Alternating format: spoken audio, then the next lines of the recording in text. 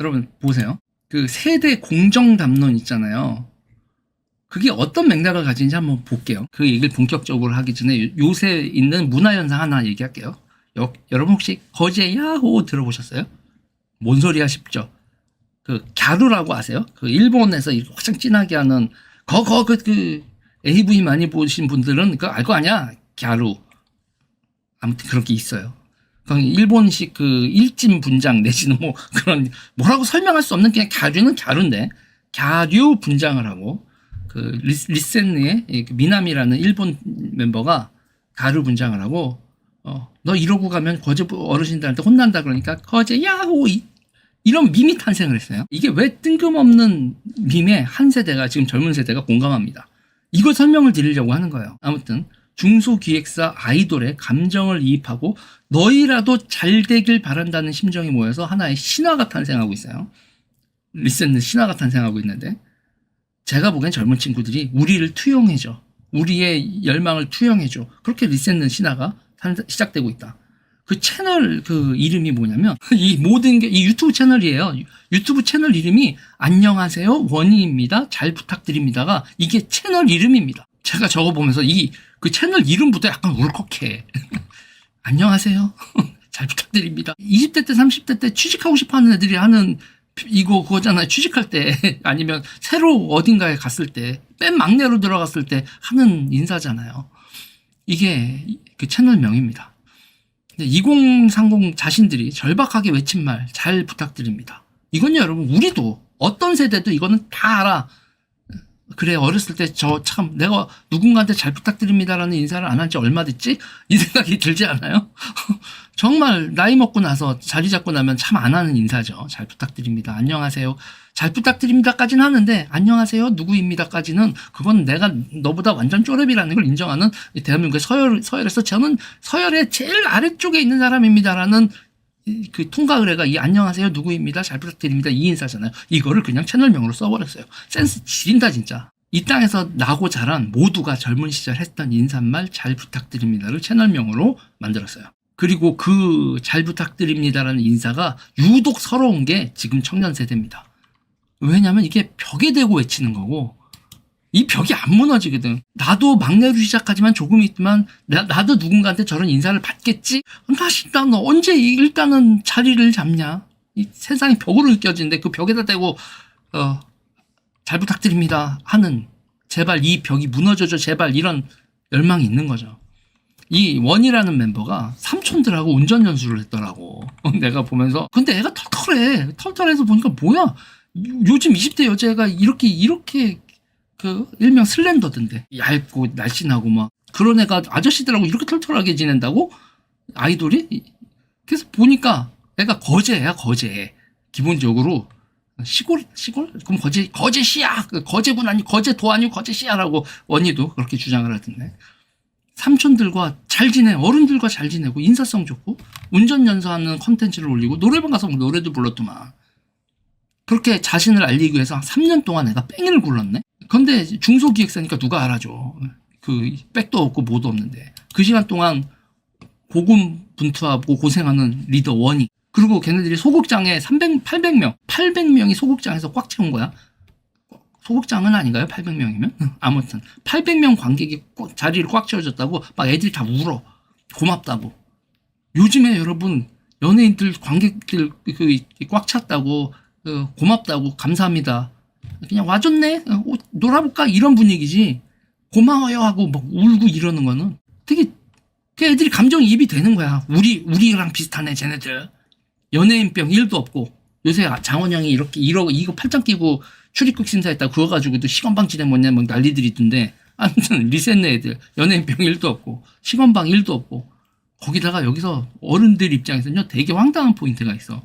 고향을 사랑해. 경주 거제 이런 애들이 지방 애들인데 거제시에 대한 사랑 경주에 대한 사랑 그리고 멤버들 그리고 일본에서 오네 막 이런 여자애들이 모여가지고 멤버 간에 참 이거 어르신들 용어인데요. 우애 있어. 애들끼리 우애가 넘쳐. 그리고 사투리 퍽퍽 쓰고. 그럼 20대 멤버들이 뭉쳐있네. 그리고 절박하게 해서 똘똘 뭉쳐있으니까 애들이 우애가 좋다? 영어로 하면 시스터후드, 브라더후드, 시스터후드, 막 강력한 유대감. 그러니까요. 애들이 빨려 드는 거야. 막 응원하는 거야. 리셋너 화이팅하고 이게 몇백만, 지금 조회수가 500만 막 이렇더만. 지금 기성세대는 젊은 세대가 무엇을 간절히 원하는지 저기서 빨리 읽어내야 돼요. 얘는 또 왜 이렇게 나를 중업하니? 외롭고 고립되어 있고 절박한 겁니다. 툭 건들면 눈물이 와르르 쏟아질 만큼 한계에 달해 있고. 그러니까 20대가 이렇다니까. 이 우리 80년대 학번 형들이나 우리 세대 이 90년대 초반 학번들 뭐 나는 막스를 숭상하고 김일성, 레닌, 마오, 체게바라, 뭐 로자 룩셈부르크 이런 혁명가가 되겠어 이런 꼴값을 떨었던 우리 형님들 있잖아. 그거 얼마나 씨발 팔자가 늘어지면은 취직하는 게 걱정이 없으면 그런 생각을 하냐. 혁명가가 되겠어. 멋지게 살겠어. 어이구 씨발 밀림에서 체게바라처럼 구르라고 하면은 구르겠어? 군대도 가기 싫어가지고 딱 군대 안 갈 만큼 범죄를 저지르고 군대를 빠지는 아저씨들? 그런 사람들 민주당의 한둘이 아니지. 민주화 운동 범죄로 군대 면제받은 사람들. 야, 그 시대 너무 좋았다 씨발. 군대가 3년인데 그렇게 해서 집행유예만 받아도 군대를 안 가고 씨 1년 6개월 군대 갔다 감옥 갔다 온 거고 면 군대 갔다 온 것보다 더 빠른 거 아니야. 그러면서 지네들 소사이어티에서는 훈장이잖아. 아무튼 저는요 지금 제가 말씀드리고 싶은 건 젊은이들이 어떤 정서를 가지고 있는지 보자는 얘기예요. 보자는 얘기고 그래서 이제 르센 얘기도 한 건데 자, 이 얘기 이제 계속 이어갑니다. 공정이란 말은 저도 이제 그 메갈리아 사태라든지 뭐 이 완전 별의별 일에 제가 다 얽혀 있었잖아요. 그러면서 이 문재인 캠프의 청년을 위한 위로하는 글을 김경수가 쓴 걸 유재일이 그거를 썼네 마네 그런 논란까지 벌어지고 막 그랬었는데 그때부터 민주당 때부터 20대 청년 이슈에 있어서는 어쩌하다 보니 대한민국 정치평론가 중에서는 제가 뭐 담당 비슷하게 됐었던 지금은 모르겠어요. 지금은 이제 유명해져서 이 이슈가 유명해져서 여러 사람이 다 하지만 그때 이제 저는 이제 2018년 평창 동계올림픽 아이스하키 팀 단일화 때 청년층이 강하게 반발했었거든요. 그래서 저도 야 이거는 남북 평화 어쩌고저쩌고 개소리 하지 말라고 애들이 막 난리를 치는 거야. 그러더니 이건 공정하지 않아요. 그런 말이 그때 이제 세상을 보는 게 다르구나.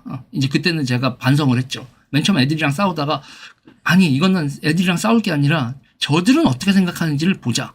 그러고 보니까 인국공이라고 인천국제공항 사태죠. 그때도 비정규직을 정규직화하는데 젊은층이 찬성하지 않고 반발을 했어요. 그러면서 공정하지 않다는 거예요. 인국공 그리고 남북 단일팀 이때의 핵심 키워드로 올라오는 게 공정하지 않는다. 젊은층은 찬성할 수 없다라는 의견이 확 올라옵니다. 뭐지 하고 봤더니 노력을 배신하면 어떡하냐는 거예요. 정규직을 누군가가 횡재로 얻는 거면 어떡하냐는 거예요. 그러면은 시험을 봐서 정규직 된 사람은 비정규직 들어가서 정규직하고 똑같으면 우리는 정규직 된 사람들은 그 시험 준비를 왜 했니? 라는 당연한 질문을 던지는 겁니다. 그리고 예선전을 치르며 올림픽 출전권을 따낸 대한민국 대표 선수들이 왜 북한 선수들한테 자기의 출전권을 양보해야 되느냐? 북한 애들은 노력도 안 하고 그걸 왜 정치적 배려 어쩌고저쩌고 단일팀이란 거로 예선전을 뛰어서 그때 예선 통과했다고 올림픽 출전권 따냈다고 환호를 질렀던 누군가를 우리 대한민국 젊은 청년들을 올림픽 구경도 못하게 만드냐. 그게 젊은층이었어요. 정치적인 인위적인 판단이 자신들의 입지를 더 좁히고 있다고 판단을 한 겁니다. 아까도 말씀드렸지만 가산점이 왜 이렇게 많아? 나는 해당 사항이 없네. 그러고 터져나온 혼잣말이 차라리 우리 집이 찢어지게 가난하던가 우리 엄마 아빠가 장애인인 게 나한테 유리한 거 아니야? 라는 말까지 나오게 되는 대한민국의 평균적인 사람들은 설 자리가 없는 정치가 이렇게 저렇게 특혜를 주고 가산점을 주는데 나는 가산점 받는 게 하나도 없네. 나는 그냥 보통 사람인데 어떡하지 내 노력은 이렇게 되는 추천장과 인맥이 빠방하거나 아니면 불쌍하던가 그래서 불쌍해서 특례를 받을 수 있을 정도로 불쌍을 한 뭔가가 있던거나 어중간하니 나는 세상이 문이 너무 좁네. 이건 공정하지 않다라고 생각을 하는 겁니다. 그리고 경쟁력이 높아도 좋으니까 다 떼고 실력으로만 하면 안 될까? 추천장이고 가산점이고 없이 그게 공정이라는 젊은이들의 이슈였어요. 그리고 그때 유시민이 비트코인 이거 규제해야 된다고 막 그렇게 100분 토론, MBC 100분 토론이 그때만 해도 좀 멀쩡했는데 거기에서 그렇게 해서 시청률도 꽤 높았었거든요. 코인하다가 말아먹어도 내 인생이니까 유시민 당신이 이래라 저래라 하지 말고 규제 만들지 말아라. 망해도 내 인생, 흥해도 내 인생이니까. 라고 이 비트코인 규제 논쟁에서도 내 책임하에 내 인생을 하고 꼬라박던 뭐를 하든 내 인생이니까 당신들이 규제란 이름으로 자꾸 룰을 비틀지 마. 그냥 적자 생존도 받아들이고 밀림의 법칙도 받아들일 테니까 니들이 끼어들면 더 이상해지니까 끼어들지 마. 약간 아나키스트들 기질까지 얘기가 나오는 거예요. 정부가 있어서 나한테 너무 손해다 라는 의식까지 가지는 거죠. 정치가 개입해서 자꾸 공정을 흐트러뜨린다. 그리고 이 공정 이슈의 하이라이트는 프로듀스 101 시즌 3인가요? 시즌 3, 시즌 4의 그 데뷔조 조작 사건. 그래서 안준영, 김용범 두 PD, CP 이랬나요? 이게 두 사람이 징역을 받으며 끝났었던 데뷔조 투표 조작 사건. 이게 2020년인데 2020년 말, 2020년 11월 이렇게 판결 나오고 막 이랬던 건데 그게 있잖아요. 슈퍼스타 K, 프로듀서 101 이렇게 이어지면서 국민 프로듀서 여러분 안녕하십니까 하고 장근석이 막 그렇게 인사했었죠. 그렇게 국민 프로듀서란 칭호를 얻었던 2030 그 팬들이 내 아이돌, 그 내 아이돌의 내 투표권을 조작한 권력자들.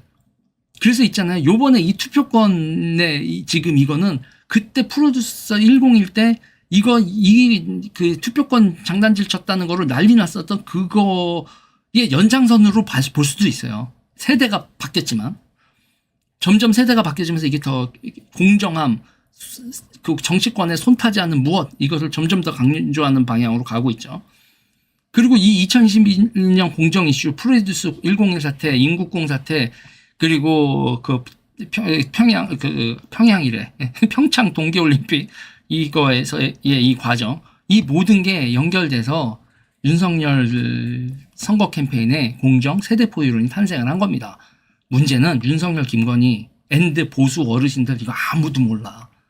벽을 보고 얘기하는 기분이고, 그리고 이런 거를 입안했었던 사람들, 저나 이준석이라든지 이런 사람들을 다 밀어내고 지들 꼴리는 대로 정치하다가 저꼴 난 겁니다.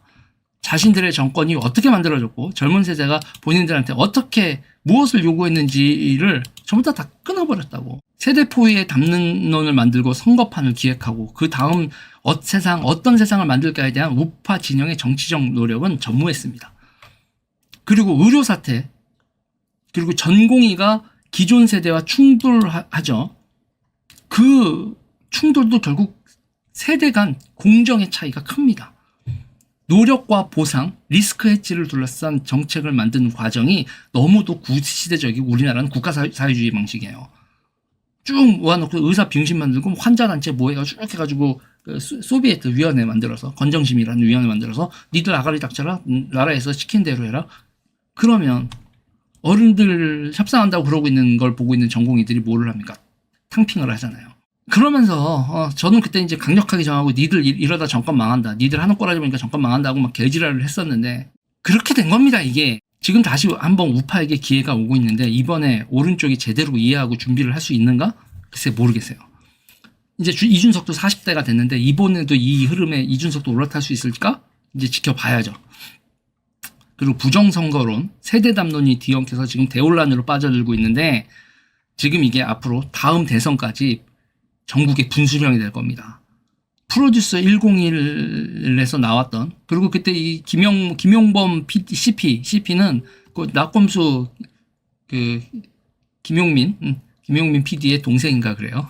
아무튼 그거 가지고도 여러 가지 민망한 사태가 많이 벌어졌었는데 왼쪽에서도 그렇습니다. 자, 지금 여의도와 청와대에서 덮쳐오는 거대한 물결이 있는데 여의도 정치인들, 그 정치부 기자들, 이 시대의 파고들, 법조 기자, 정치부 기자, 그리고 뭐 청와대에 있는 행정관들, 보좌관들, 뭐 여의도에 있는 사람들 이런 거 잘 모르거든요. 저는 다음 대선, 그리고 대한민국의 권력의 향방을 가르는 큰 분수령이 지금 잠실에서 담론이 탄생하고 있는데 우파 어르신들 이거를 부정선거론으로 받아들이고 접근을 하면 그러면 말아먹는 거다라는 말씀을 드리면서 지금 대한민국에 커다란 전환점이 만들어지고 있는 거다. 이런 얘기를 드리고 싶습니다. 그리고 뭐 민주당 애들이 자꾸 재선거가 말이 되느냐. 저도 재선거에 찬성하는 사람은 아닌데 재선거가 말이 되지 않냐고 폄하하는 분들한테는 이런 얘기 하고 싶어요. 민주당 분들. 그럼 80년대 미군 철수는 말이 되는 주장이었냐? 청년들의 주장은 현실성이 아니라 한 가지에 꽂히는 거예요. 뭐 법적으로 어쩌고 소송 절차가 어쩌고 그런 게 아니라 시대 정신 하나만 반영합니다.